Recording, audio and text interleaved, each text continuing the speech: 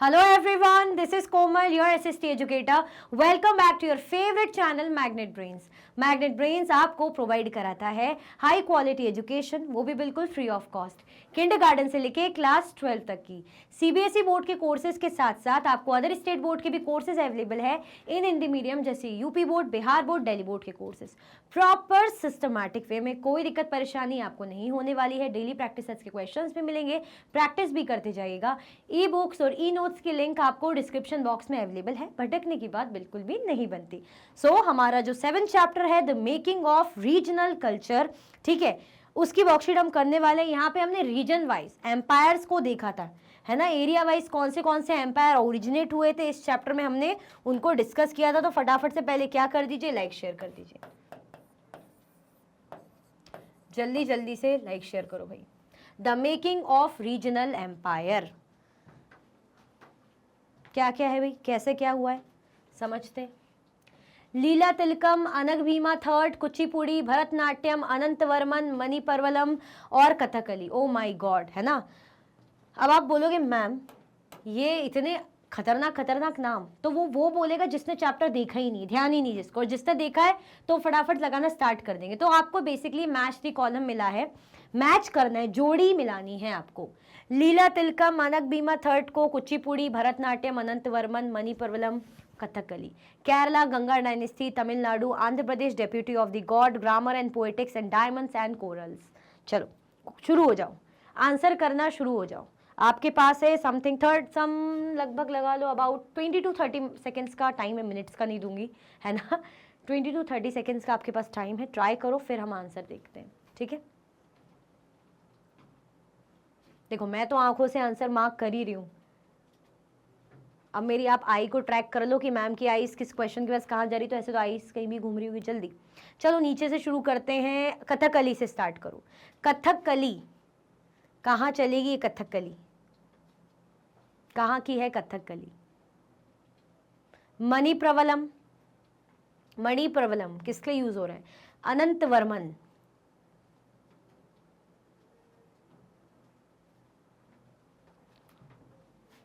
कोशिश करो। अच्छा इसमें से तो एक ऐसा है कि जो आप लगा ही दोगे, कौन सा वाला, कुचिपुड़ी, अनग भीमा थर्ड, भरतनाट्यम। हमने पढ़ा था ना चैप्टर में कि किसी चीज को क्या बोला जाता है जिसके अंदर क्या आते हैं, मतलब ऐसे टेक्स्ट जिनके अंदर ग्रामर और पोएटिक्स के बारे में दिखाया जाता है ना, ग्रामर और पोएटिक्स के बारे में दिखाया जाता है। अब वो किसका है, लीला तिलकम का है या कुचिपुड़ी का है। तो देखो हमें अच्छे से पता है कि ये क्या है, ये तो डांस फॉर्म है। अब डांस फॉर्म है तो डांस फॉर्म का आपको क्या बताना पड़ेगा कि डांस फॉर्म कौन से स्टेट के हैं, इतना तो बता दो। कुचिपुड़ी कहाँ का है, भरतनाट्यम, कथकली, बाकी फिर बाद में करते हैं, या पहले आंसर देखना। चलो इजी है, समझते हैं। सबसे पहला क्या है, सबसे पहला है आपका फर्स्ट क्या है, लीला तिलकम। तो मैंने क्या बताया था, अभी स्टार्ट ही करा था कि ऐसी चीज, ऐसे टेक्स्ट थे जिसमें ग्रामर और पोएटिक्स के बारे में बताया गया, तो मैं लीला तिलकम को ही हिंट कर रही थी, ठीक है, ग्रामर एंड पोएटिक्स के बारे में जिसमें बताया गया है। अनग भीमा थर्ड क्या मान रहे थे, खुद को क्या कहा था कि मैं क्या हूं, भगवान का डेप्यूटी, है ना। खुद को क्या कहा था इन्होंने, मैं हूं deputy of God, deputy of God खुद को कह रहे थे, कौन, अनग भीमा थर्ड। नाउ कुचिपुड़ी, कुचिपुड़ी कहाँ का क्लासिकल डांस है, कौन से स्टेट का क्लासिकल डांस है कुचिपुड़ी, तो क्या हो जाएगा, आंध्र प्रदेश का है। नाउ भरतनाट्यम, भरतनाट्यम कहाँ का है, तो भरतनाट्यम हमारा तमिलनाडु का है, ठीक है, तमिलनाडु का है। अनंतवर्मन, अनंतवर्मन कौन सी डायनेस्टी से थे, गंगा डायनेस्टी से थे, ठीक है, कौन सी डायनेस्टी से थे, गंगा डायनेस्टी से थे। मणिप्रवलम किसके लिए यूज हो रहा है, डायमंड एंड कोरल के यूज हो रहा है, डायमंड एंड कोरल के लिए यूज किया जा रहा है। केरला का क्या हो जाएगा, केरला बोली, कथकली का क्या हो जाएगा, क्योंकि मुझे याद था कथकली का केरला है तो वही निकल गया, डायरेक्ट केरला हो जाएगा। क्लियर, ये सारी चीजें हमने चैप्टर में पढ़ी है, ठीक है। लीला तिलकम बिल्कुल स्टार्टिंग में लीला तिलकम के बारे में पढ़ा था, है ना, जो एक तमिल हम टेक्स्ट वगैरह देख रहे थे, ग्रामर पोएटिक्स पर जो है। अनग भीमा थर्ड क्या थे, उन्होंने खुद को क्या मान लिया था कि मैं क्या हूं, डेप्यूटी हूं गॉड का। कुचिपुड़ी कहां से, कुचिपुड़ी हमने क्या देखा था, आंध्र प्रदेश से। भरतनाट्यम कहां से, भरतनाट्यम हमने देखा था तमिलनाडु से। अनंतवर्मन किसके यूज हो रहा है, गंगा डायनेस्टी के थे, है ना। मणिप्रवलम डायमंड एंड कोरल्स के यूज हो रहा है, कथकली केरला। तो ये हमारा आंसर हो जाएगा। क्लियर, कोई भी कंफ्यूजन, दिक्कत, डर, समस्या नहीं है।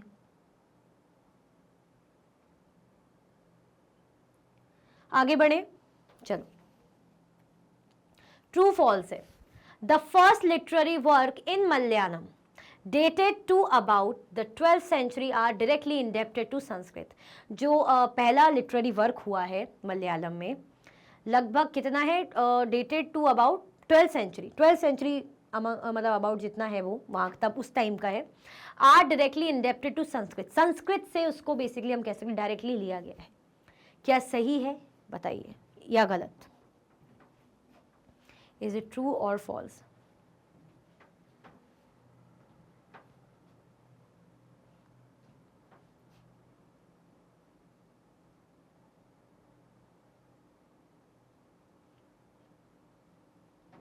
बताइए।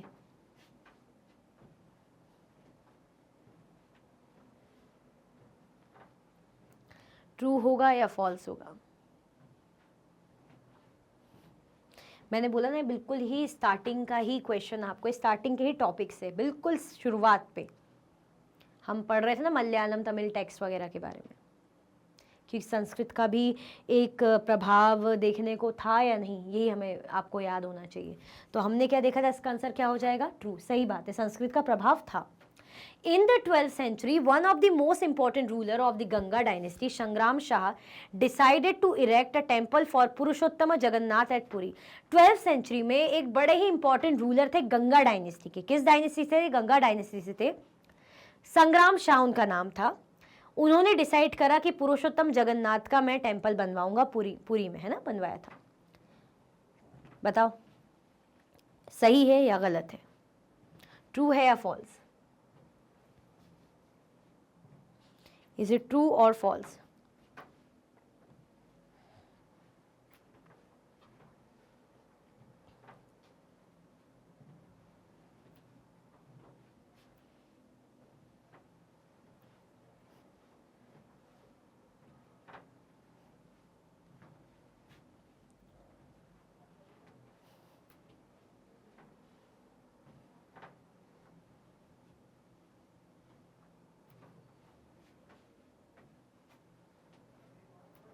क्या हो जाएगा हमारे आंसर? ये हमारा आंसर हो जाएगा फॉल्स। संग्राम शाह नहीं थे, गंगा डायनेस्टी के दूसरे थे, संग्राम शाह नहीं थे।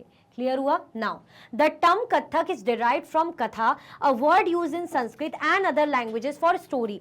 जो टर्म है कथक, है ना, किससे लिया गया है? कथा टर्म से लिया गया है। अच्छा ठीक है, ये एक तरीके का वर्ड है जो संस्कृत में यूज किया जाता है और अदर लैंग्वेजेस में स्टोरी के लिए। क्या ये सही है? हमने कथक के बारे में देखा था ना, एक क्लासिकल डांस है, कथक एक क्लासिकल डांस है। कथक कहाँ से आया है? किस टर्म से आया है? कथा से आया है। यानी आप क्या सुना रहे हो? कहानी सुना रहे हो, है ना। तो क्या ये सही बोल रहे हैं, सही बता रहे हैं? संस्कृत में यूज किया जा रहा है, जल्दी बताओ ट्रू है या फॉल्स है? कथक के बारे में हमने बहुत सारी डिटेल देखी थी कि नॉर्दर्न साइड बहुत अच्छा मतलब चला था, मुगल्स ने भी इसको काफ़ी ज़्यादा मतलब, नहीं यार मतलब मैं अच्छा हूँ, मैंने पूरी लाइन नहीं बोली, अभी देख लिया मैंने, यहाँ पे क्वेश्चन है, बोल देती तो आपका फ़ायदा हो जाता, ट्रू फॉल्स पता चल जाता आपको। नहीं, मुगल्स से रिलेशन है ऑब्वियसली, अब कैसा है क्या है वो पता चलेगा। ये वाला क्या हो जाएगा हमारा आंसर? ये ट्रू है, सही बात है। मैंने अभी एक्सप्लेन कर ही दिया था कि कथा, कथक से, कथक किस टर्म से आया? कथा से आया। और कथा का मतलब क्या होता है? कथा सुनाना, कथा हम बोलते स्टोरी। अब ये डांस ऐसा होता था कि आप स्टोरी दिखा रहे हो, स्टोरी डिपिक्ट कर रहे हो। Clear? The Kathak were originally a caste of storytellers in temples of South India. Kathak क्या थी? कास्ट थी, जो कहानी सुनाने का काम करते थे, उनकी कास्ट थी, उनको कथक्स बोला जाता था। वो भी कहाँ के थे? साउथ इंडिया के। अच्छा बताओ जल्दी।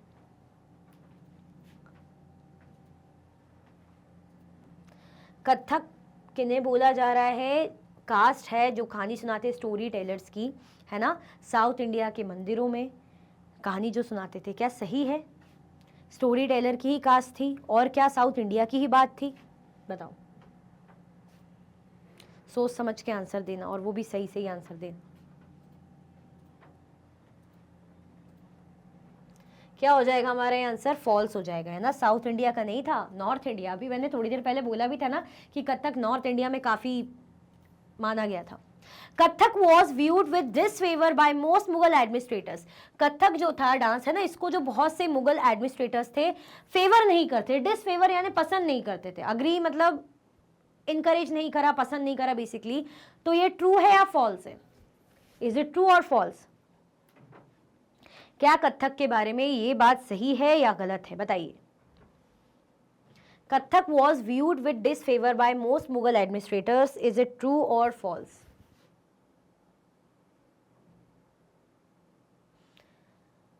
तीन क्वेश्चन आ गए आपके कथक से, है ना, तीन मैंने ले लिए ट्रू फॉल्स कथक से। ये क्या हो जाएगा? ये फॉल्स हो जाएगा, ठीक है। मुगल्स ने नहीं किया था, ब्रिटिशर्स ने किया था। मुगल्स ने तो बहुत ज़्यादा मतलब पेट्रोनाइज किया था, वो तो हाईली बहुत ज़्यादा इसके सपोर्टिव थे, उन्होंने तो इनकरेज करा कथक को, है ना, तो ये फॉल्स हो जाएगा। इनको डिसफेवर किसने किया था? ब्रिटिश ने। क्लियर? चलो, ब्रिटिशर्स जो आए थे। फिल इन द ब्लैंक्स है अब आपके सामने। Dash invasion and the conquest of Delhi in the 1739 resulted in the migration of Mughal artists to the hills to escape the uncertainties of the plains. किनके invasion के कारण, है ना, या जिन्होंने कॉन्क्वेस्ट करा दिल्ली में 1739 में, जिसके कारण जो माइग्रेशन हुआ, है ना, मुगल्स में जो आर्टिस्ट थे उनका माइग्रेशन हुआ और वो लोग कहाँ पहुँच गए? पहाड़ों में चले गए। मतलब अब सही बात है ना कि अगर जैसे मैं हूँ, मेरा शासन चल रहा है, तो कोई ट्रेंड है या कोई टैलेंट है या कुछ भी ऐसी चीज़ें चल रही हैं जो मेरे अंडर है, अब मेरा ही रूल चला गया, तो जो मेरे अंडर काम कर रहे थे आर्टिस्ट, जिनकी चीज़ों को मैं पसंद कर रही थी, वो कहाँ टिक पाएंगे बेचारे। ज़रूरी थोड़ी कि जो दूसरा जिसने हराया में मुझे, तो वो भी आपको पसंद करे, आपके टैलेंट को या उन आर्टिस्ट को पसंद करे। तो ऐसे में क्या हो रहा था, ये आर्टिस्ट भी खुद बेचारे दूसरी जगह मूव हो रहे थे। तो किन का इन्वेजन हुआ था? किन्होंने इन्वेड करा था? जल्दी बताओ, क्या होगा आंसर?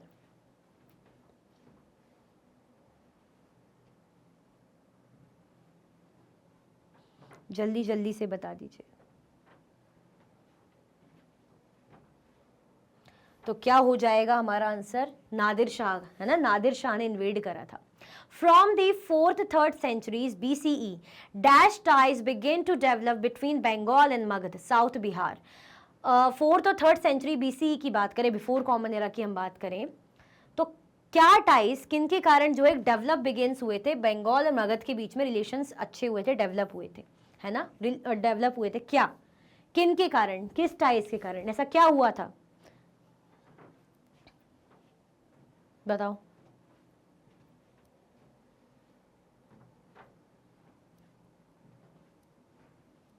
क्या हो जाएगा आंसर?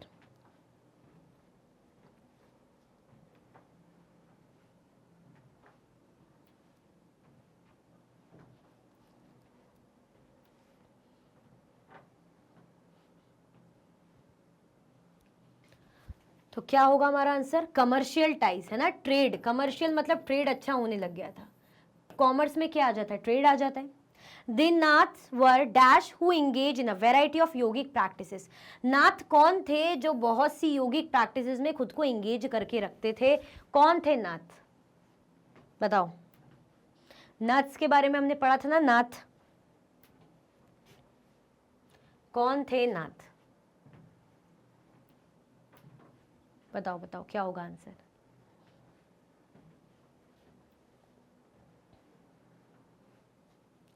क्या हो जाएगा हमारा आंसर? एस्केटिक्स थे, ठीक है।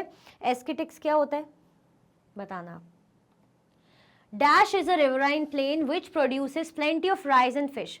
किस रिवराइन प्लेन की बात हो रही है ना, जो बहुत अच्छी, मतलब कह सकते भारी मात्रा में राइस और फिश जहाँ पे प्रोड्यूस होती है, अच्छी का मतलब पानी है, रिवराइन प्लेन है, पानी वाला इलाका है, तो मछलियाँ मिलेगी। पानी वाला इलाका है, ज़मीन उपजाऊ है, फर्टाइल है, यानी राइस उगाने के लिए अच्छी ज़मीन, ठीक है।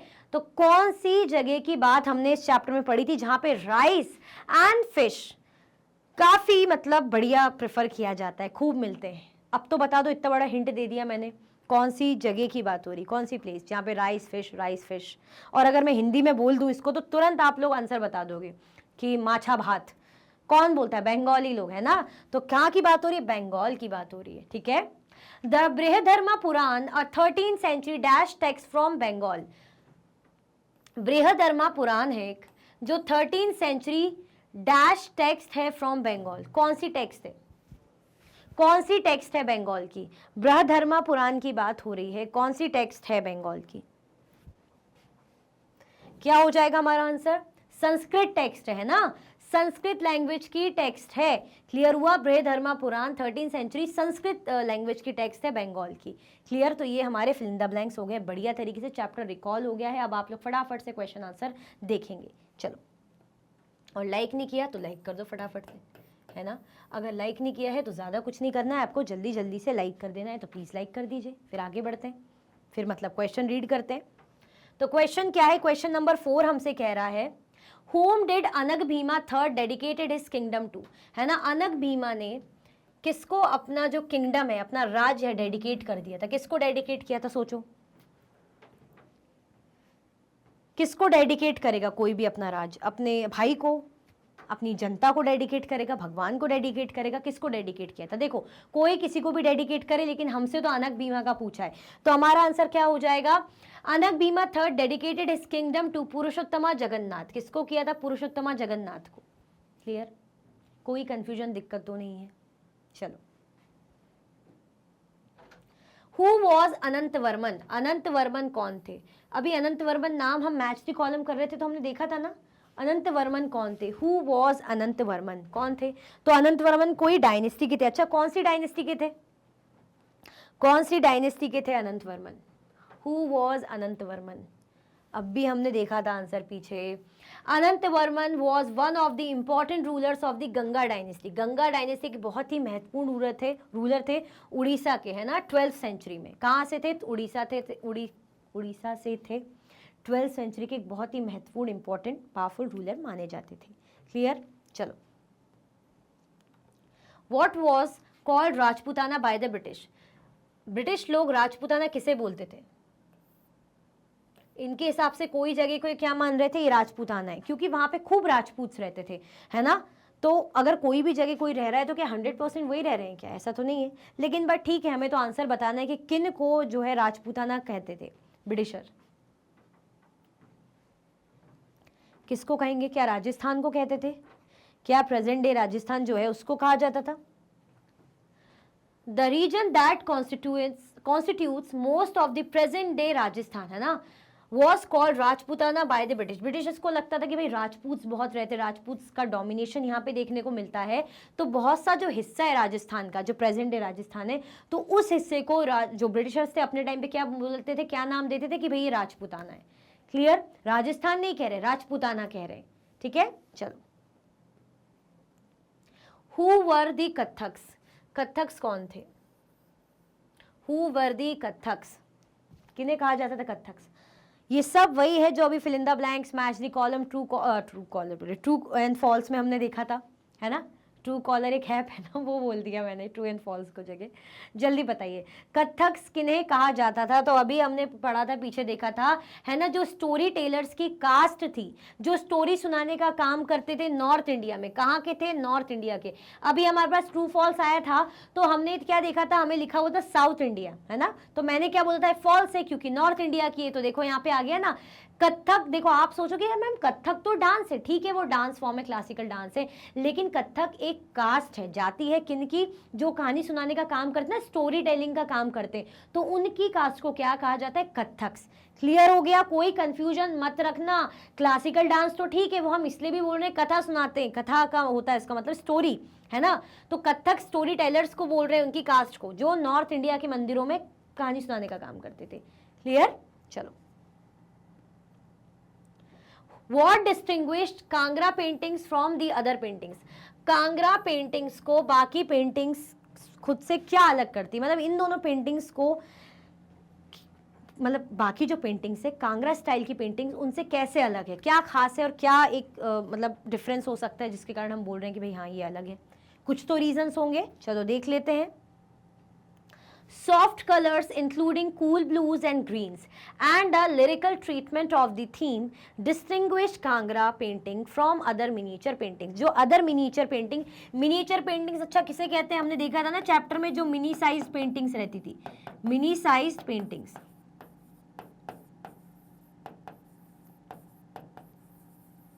छोटे साइज की पेंटिंग्स को क्या कहा जाता था? मिनिएचर्स, है ना, यही बोलते थे ना। सॉफ्ट कलर इसमें इसमें खास क्या था, क्यों अलग थी, बहुत ही सॉफ्ट से कलर यूज किए जाते थे, जैसे कूल ब्लूज हो गए, ग्रीन्स हो गए, and a lyrical treatment of theme distinguished, और जैसे थीम जो दिखाई जा रही है वो भी लिरिकल फॉर्म में है ना। कांगड़ा पेंटिंग को बाकी पेंटिंग से, बाकी मिनीचर पेंटिंग से अलग करती है। तो कलर अच्छा है, ब्लू कलर यूज करें, ग्रीन कलर यूज करें, सॉफ्ट कलर यूज कर रहे हैं, और लिरिकल ट्रीटमेंट जो है थीम्स का यूज किया जा रहा है, इसीलिए बाकी मिनीचर पेंटिंग से ये पेंटिंग अलग है, खास है। ठीक है, चलो। From which languages words were taken in Bengali language, किन लैंग्वेजेस से बंगाली जो है लैंग्वेज में वर्ड्स लिए गए। देखो, हम जो भी भाषा बोलते हैं, कोई भी भाषा बोलते हैं, तो ऐसा नहीं कि वो ओरिजिनल उसी की है, काफ़ी अलग अलग भाषाओं से हम टर्म्स यूज़ करते हैं। जैसे फॉर एग्जांपल बंगाली भाषा है, तो ऐसा नहीं कि बंगाली भाषा में सिर्फ बंगाली, अब उस बंगाली भाषा में कहाँ कहाँ कौन सी अलग अलग भाषाओं के टर्म्स यूज़ किए गए होंगे, जैसे कुछ संस्कृत के टर्म्स यूज़ किए हों या किस किस के क्या किए, वो हमें बताना है। क्लियर? तो चलो देख लेते हैं, चैप्टर में भी हमने पढ़ा था। In Bengali languages word were taken from Sanskrit, देखो संस्कृत से भी लिए गए हैं और नॉन संस्कृतिक लैंग्वेज से भी वर्ड्स लिए गए। नॉन संस्कृतिक लैंग्वेज कौन सी होगी?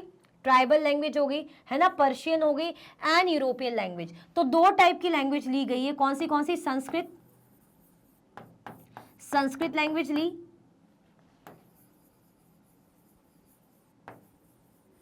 संस्कृत लैंग्वेज ली है ना, और संस्कृत तो एक ही, तो उसको Sanskrit language, and non Sanskrit language, और कौन सी? Non Sanskrit language.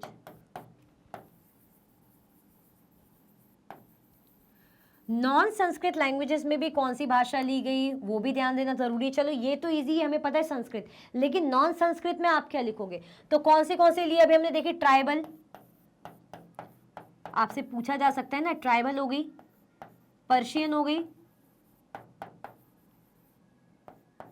ट्राइबल हो गई, पर्शियन हो गई, और यूरोपियन लैंग्वेजेस। ठीक है, ट्राइबल, पर्शियन और यूरोपियन लैंग्वेजेस, तो ये सारी भाषाओं का यूज किया गया है। क्लियर? संस्कृत, नॉन संस्कृत में भी ट्राइबल, पर्शियन और European.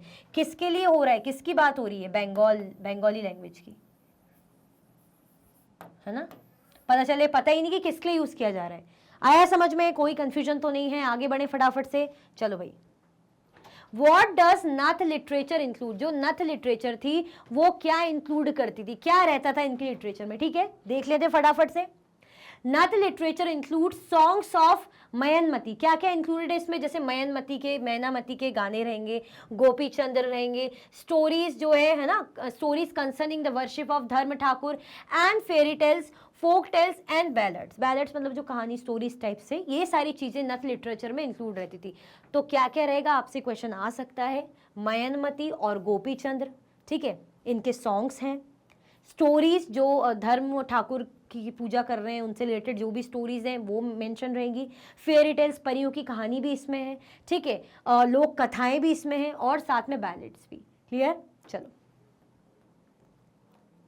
Question 11, what permitted the local Brahmans of Bengal to eat certain varieties of fish. देखो, हम बोल रहे हैं बंगाल का, वो भी बंगाल में भी हम किसकी बात कर रहे हैं? ब्राह्मण्स की बात कर रहे हैं ना। अब ब्राह्मण्स को ऐसा क्या था, किसने जो अलाउ कर दिए थे कि भैया आप फिश खा सकते हैं, वो भी किसकी? सर्टेन वेराइटीज ऑफ मछलियां खा सकते हैं। लेकिन एक तरफ तो हम बात करें ब्राह्मण से, ब्राह्मण्स तो नॉनवेज नहीं खाते, लेकिन हाँ, बंगाल का हमने देखा था कि rice and fish staple food है, मतलब बेसिक उसमें खाते हैं लोग। हर घर में हमें राइस और जो है मछली और चावल खाते हुए देखने को मिलेंगे। अब मछली जब कॉमन है, खा ही रहे हैं, इंपॉर्टेंट है, लेकिन ब्राह्मण कैसे खाएंगे?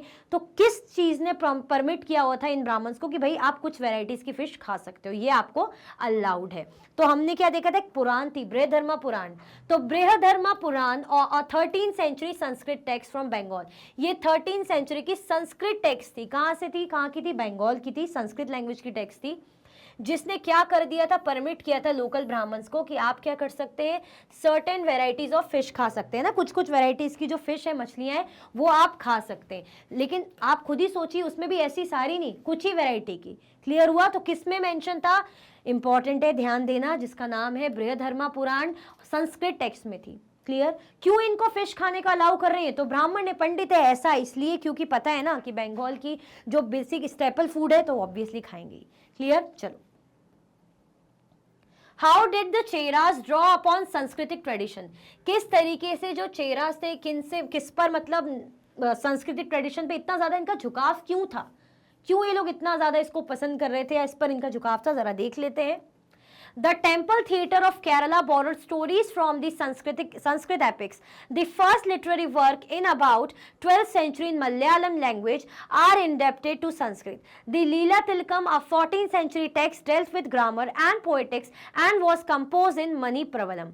अब क्या कहा जा रहा है, जो टेम्पल थिएटर हुआ था केरला का, उन्होंने क्या करी थी, बहुत सी ऐसी स्टोरीज कहाँ से बोरो करी हुई थी, संस्कृत एपिक से ली हुई थी। तो अगर संस्कृत एपिक से चीजें ली जा रही है, दैट मीन्स उसकी तरफ झुकाव है, यानी उसका क्या किया जा रहा है, यूज किया जा रहा है, ठीक है। तो the Table Theatre of Kerala borrowed Sanskrit from the stories from the Sanskrit epics. The first literary work in about 12th century in Malayalam language. जो पहला ऐसा literary work था मलयालम लैंग्वेज में किया गया था, है ना, 12th century में, are indebted to Sanskrit. Sanskrit से लिया गया हम कहेंगे। The Leela Tilakam, a 14th century text, dealt with grammar and poetics and was composed in Manipravalam. जो लीला तिलकम था वो 14th शताब्दी का 14th सेंचुरी का टेक्स्ट था, जो किससे डील करता है, ग्रामर और पोएटिक्स से, एंड वाज कंपोज इन मणिप्रवलम, मणिप्रवलम में कंपोज करा गया, है ना, जो किसके लिए यूज करा जा रहा है, हमने देखा था कोरल्स लाइक डायमंड, ये सब, है ना। चलो,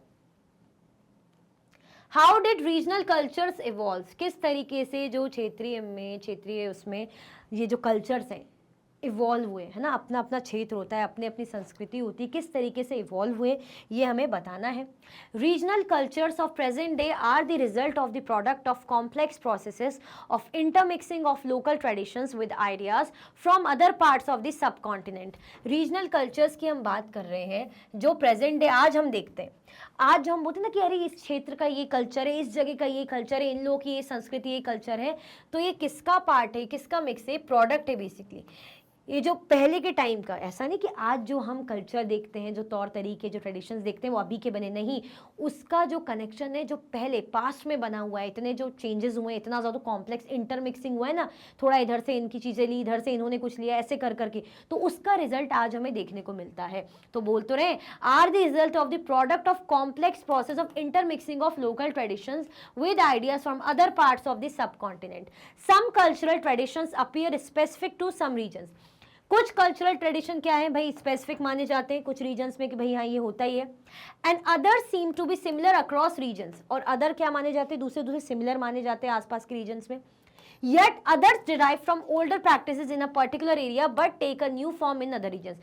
अब कुछ ऐसा है कि पुरानी जगहों से लिए गए हैं, है ना, पर्टिकुलर एरिया से लिए गए, लेकिन उनमें क्या कर दिया, उनको नया फॉर्म दे दिया। तो बेसिकली ये अलग अलग कल्चर्स की बात की जा रही है कि उसका जो इंटरमिक्सिंग है आज जो हमें देखने को मिलता है, कुछ ने किसी से सीखा, कुछ ने किसी वही एग्जिस्टिंग कल्चर में बदलाव किए। क्लियर? चलो, how are women depicted in the stories about Rajput heroes. Womens का कैसा रोल है, जैसे राजपूत हीरोज की स्टोरी बताई जा रही है, उनकी तारीफ की जा रही है, तो वुमेन्स का इन स्टोरीज में कैसा और क्या रोल है, चलो देख लेते हैं। Various stories about Rajput heroes depict women as the cause of for any conflict, as men fought with one another to either win or protect the women. Women are also depicted as following their heroic husbands in both life and death.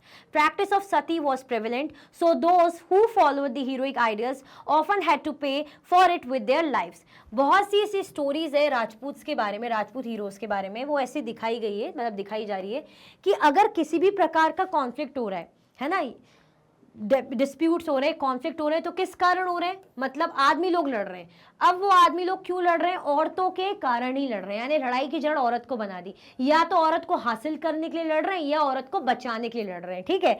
ऐसा करके औरतों का क्या role दे दिया कि लड़ाई की जड़ है औरत, ठीक है। क्या कर सकते हैं, women are also depicted as following their heroic husbands in both life and death. तो सिर्फ लड़ाई की जड़ नहीं, इवन इनको ये भी बोला जा रहा है कि भाई जो उनके हस्बैंड है, जब उनकी डेथ हो जाती है ना युद्ध में, तो औरतें भी उनको फॉलो करती है, यानी जिंदगी में जब जीवित है तो तब तो अपने पति की परछाई बनी हुई है, लेकिन जब डेथ हो गई तब भी सती हो जाती है। देखा नहीं, हस्बैंड की डेथ हो जाती थी तो सती प्रथा होती थी, आग में बैठो जलो, ठीक है। Practice of Sati was prevalent, बहुत ज्यादा प्रेवलेंट का मतलब क्या होता है, प्रचलित थी। So those who followed the heroic ideals often had to pay for it their lifes, यानी जिसने हीरोइक आइडियल्स को फॉलो करा उनको मतलब अपनी जान की कीमत बेसिकली चुकानी पड़ी। तो औरतों के बारे में क्या बताया जा रहा है कि एक तो लड़ाई की जड़ है ना, या तो हासिल करने के लिए दो आदमी लड़ रहे हैं या तो प्रोटेक्ट करने के लिए लड़ रहे हैं, लेकिन इनको एज अ सती भी इसको अच्छा बताया गया कि इन्होंने अपने हस्बैंड के लिए काम किया, जीवित रही तो भी उनके पीछे चली और मर गए तो भी उनके साथ चली गई। क्लियर? चलो Okay, question number 15. Mention all the 6 forms of dances that are recognized as classical. Classical dance की हम बात कर रहे थे ना, खास 8 फॉर्म को क्लासिकल नाम दिया जाता है। तो आपको क्या बताना है, 6 जो डांस फॉर्म है, 6 जो हमने इस चैप्टर में भी पढ़े थे, जिनको क्या बोला जाता है, क्लासिकल डांस। अच्छा बताओ कौन से, जल्दी जल्दी से बताओ। हो सकता है आप लोग में से काफ़ी लोग सीखते भी हो, जैसे मेरी कज़न है वो ट्रेंड कथक डांसर है ना, काफ़ी बचपन से ही वो सीख रही, 6-7 साल समथिंग कुछ से, है ना, अब ट्रेंड हो गई है वो, बढ़िया। तो कथक तो एक बोल ही दिया है। और कौन से हमने पढ़े इस चैप्टर में, भरतनाट्यम, कुचिपुड़ी वगैरह, है ना। चलो देखते हैं। All the 6 forms of classical dances are Kathak. Kathak कहाँ का है, हमने जगह भी स्पेसिफाई की है, दिखाई गई है। कथक में कौन सी, नॉर्थ इंडिया, है ना, नॉर्थ इंडिया में कथक। फिर भरतनाट्यम कहाँ का है, तमिलनाडु। कथकली कहाँ का है, केरला का है। उड़ीसी उड़ीसा का है, ठीक है। कुचिपुड़ी आंध्र प्रदेश एंड मणिपुरी मणिपुर। ये बड़े इजी है ना, जो उड़ीसी उड़ीसा, मणिपुरी मणिपुर, तो ये इजी है ना, इनको याद रखना, ठीक है। तो कथक नॉर्थ इंडिया का है। कथक और कथकली अलग है, कंफ्यूज नहीं होना है। पता चले बोलोगे मैम कथक 2 बार आ गया, तो ये कथक है, ये कथकली है, ठीक है।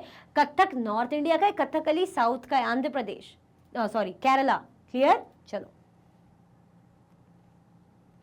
How did miniature painting develop under the Mughal patronage. देखो मिनिएचर पेंटिंग बहुत ही खूबसूरत मिनी साइज की पेंटिंग्स रहती थी, तो मुगल्स के अंडर ये और कैसे कैसे डेवलप हुई, क्योंकि मुगल्स बहुत पसंद कर रहे थे इन पेंटिंग्स को, ठीक है। अब जब कोई राजा कोई चीज़ पसंद आ जाती तो वो चाहते ना कि वो आर्ट, वो टैलेंट और ज़्यादा बढ़े, उसको और ज़्यादा इंकरेज किया जाए, ठीक है। चलो, Miniatures are small size paintings generally done in watercolor on cloth or paper. ये क्या रहती थी, स्मॉल साइज की पेंटिंग्स रहती थी, किसमें की जाती थी, वाटर कलर ऑन क्लोथ और पेपर, है ना। वाटर कलर का यूज करके या तो कपड़े पे कर रहे हैं या तो पेपर में कर रहे हैं, ठीक है। The earliest miniatures were on palm leaves और वुड। जो पहले की मिनिएचर्स थी वो किसमें की जाती थी, पाम लीव्स में या वुड में की जाती थी। The Mughal emperors, especially Akbar, Jahangir and Shahjahan, patronized highly skilled painters. अब जो मुगल एम्परर्स थे, स्पेशली कौन से, अकबर, जहांगीर, शाहजहां, उन्होंने इन जो हाईली स्किल्ड पेंटर्स को काफ़ी ज़्यादा बढ़ावा दिया, है ना, इनके टैलेंट्स को बहुत ज़्यादा बढ़ावा दिया। These painters primarily illustrated subjects concerning historical accounts and poetry. ये पेंटर्स उन पेंटिंग्स में क्या क्या डिपिक्ट करते थे, क्या क्या दर्शाते थे, जैसे हिस्टोरिकल अकाउंट्स दिखा दिए राजा महाराजाओं के, पोएट्री वगैरह में, ठीक है। These were generally painted in brilliant colors and portrayed court scenes, scenes of battle or hunting and other aspects of social life. अब बहुत ही खूबसूरत कलर का यूज कर रहे हैं, इसीलिए पेंटिंग इतनी ज्यादा प्यारी लगती थी, है ना। जैसे ये लोग कोर्ट सीन दिखा रहे हैं कि सभा का कोई सीन है, उसकी पेंटिंग बना दी, कोई बैटल लड़ रहा है उसकी पेंटिंग बना दी, शिकार करने जा रहे हैं उसकी पेंटिंग बना दी, ठीक है, या other aspects of social life, जो भी चीज़ें हो रही सामाजिक उस समय की, उस टाइम की, वो बना दी, ठीक है। तो मिनिएचर्स क्या थी, स्मॉल साइज पेंटिंग्स थी, वाटर कलर में की जाती थी, वो भी कपड़े या पेपर में की जाती थी, ठीक है। जो अर्लीस्ट मिनिएचर्स की हम बात करते हैं वो पाम लीव्स और लकड़ी, है ना, ताड़ के पत्ते या लकड़ी में की जाती थी। इनको पेट्रोनाइज किसने किया, हाईली इसको इनकरेज हम कह सकते किसने किया है ना, तो अकबर, जहांगीर, शाहजहां ने, जो अच्छे हाई स्किल पेंटर्स थे। क्लियर हुआ, मतलब हाई स्किल पेंटर्स को इन्होंने इनकरेज किया। फिर क्या देखने को मिला, अब ये जो पेंटिंग्स है, पेंटिंग्स में दिखाया क्या जाता था, तो पेंटिंग में बहुत प्यारे प्यारे कलर्स किए जाते थे। क्या क्या दिखाया जा रहा है, जैसे कोर्ट सीन दिखा रहे हैं, बैटल का सीन दिखा दिया, हंटिंग का सीन दिखा दिया। क्लियर? चलो, Who were the peers? What was their position in the society? Peers कौन थे और सोसाइटी में इनकी क्या पोजीशन थी, चलो देख लेते हैं। Peers were spiritual leaders having supernatural powers. Peers को क्या माना जाता था, बड़े ही आध्यात्मिक लीडर है ना, आध्यात्मिक लोग हैं जिनके पास कुछ पावर है, शक्तियां हैं, सुपरनैचुरल पावर है। They also functions as teachers and educators. वो एज ए टीचर एजुकेटर भी की तरह काम करते, भाई शिक्षा दीक्षा दे रहे हैं, पढ़ा रहे हैं, ज्ञान दे रहे हैं, मतलब ऐसे। When early settlers in Bengal sought some order and assurance in the unstable conditions of the new settlements, Peer favored them and gave them full moral support.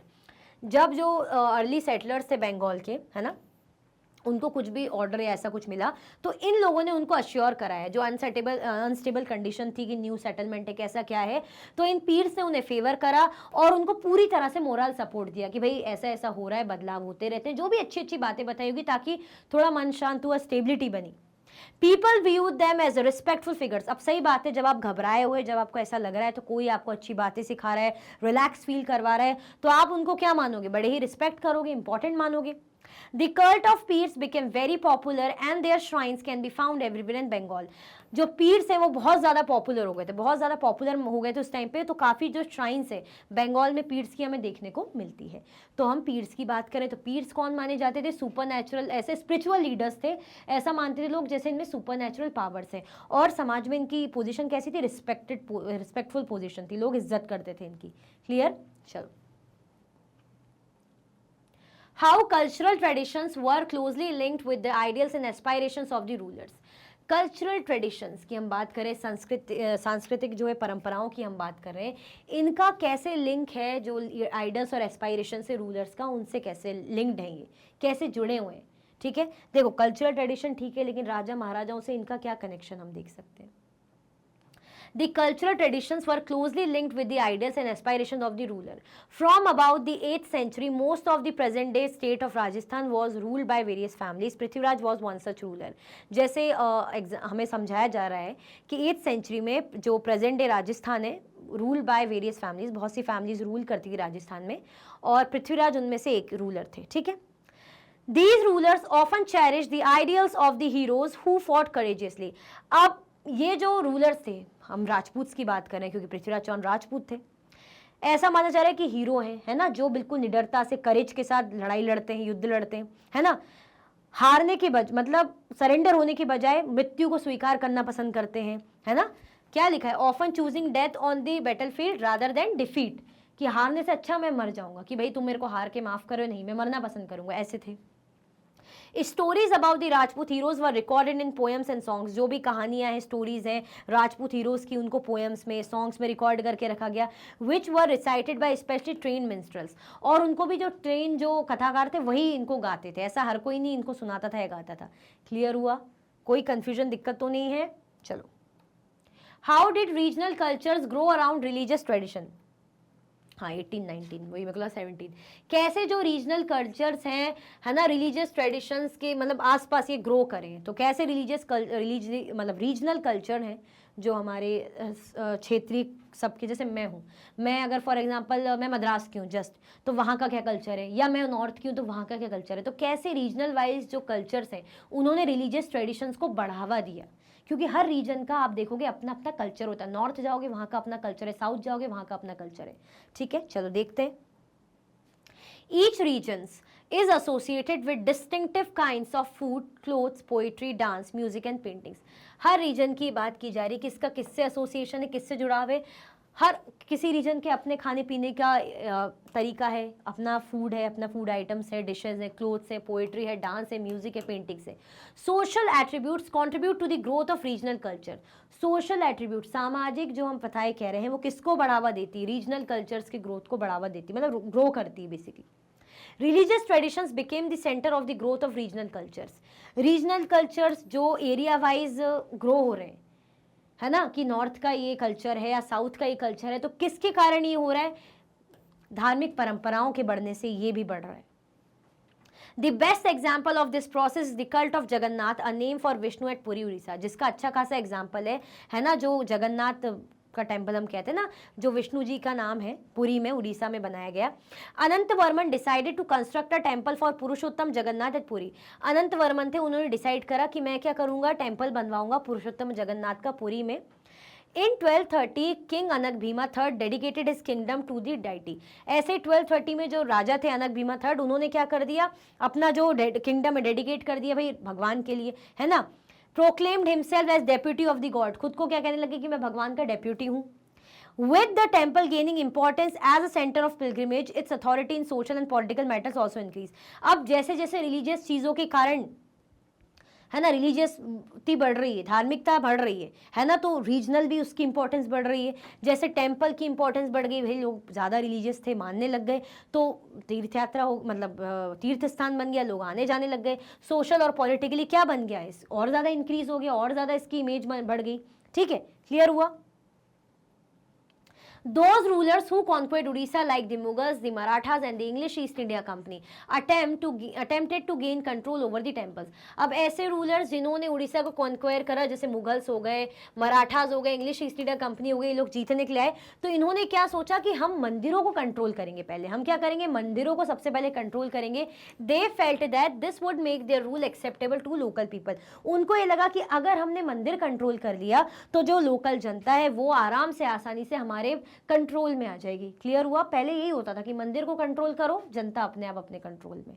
ठीक है, चलो, और मंदिरों से फायदा भी होता था, वेल्थ वगैरह जनरेट होती थी। अब आपके पास है लास्ट केस बेस्ड क्वेश्चन है, देख लेते हैं। अर्ली बंगाली लिटरेचर में be divided into two categories, one indebted to Sanskrit and the other independent of it. जो पहले के बंगाली लिटरेचर्स रहे वो दो कैटेगरीज में डिवाइडेड है। पहला जो संस्कृत से लिया गया है, दूसरा जिसमें संस्कृत का रोल नहीं है, मतलब संस्कृत से इंडिपेंडेंट है, संस्कृत नहीं है जिसमें। The first includes translations of the Sanskrit epics, the Mangal Kavyas, literally auspicious poems dealing with local deities, and bhakti literature such as the biographies of Chaitanya Deva, the leader of the Vaishnava bhakti movement.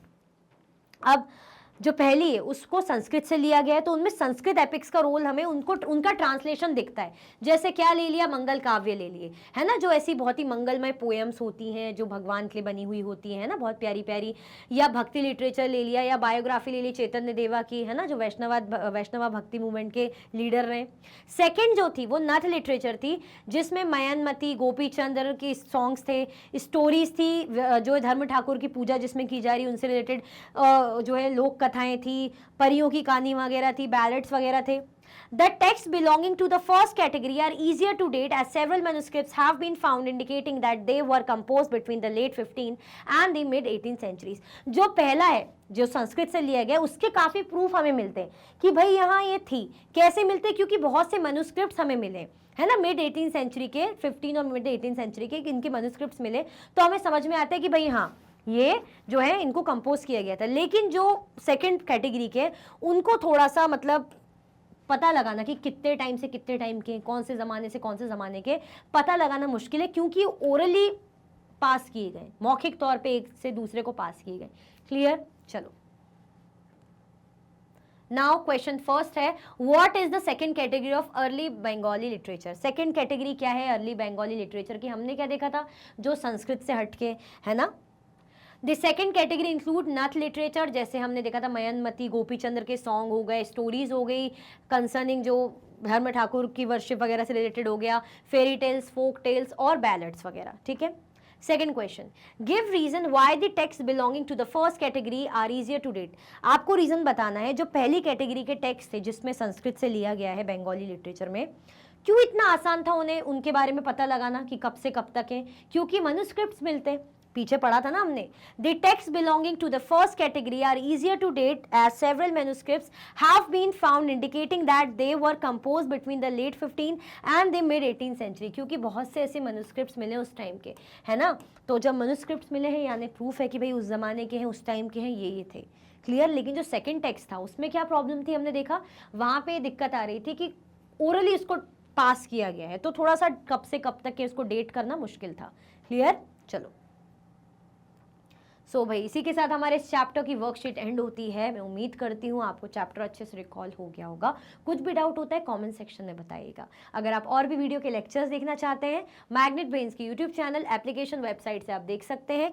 E notes और e books के link आपको description box में available है। ये सारे high quality के courses हैं, 100% free available रहते हैं। ठीक है, आप हमें सारे के सारे प्लेटफॉर्म पर भी फॉलो कर सकते हैं। तो लाइक, शेयर, सब्सक्राइब करना बिल्कुल भी ना भूलें। अपना ख्याल रखें। Thank you so much for watching.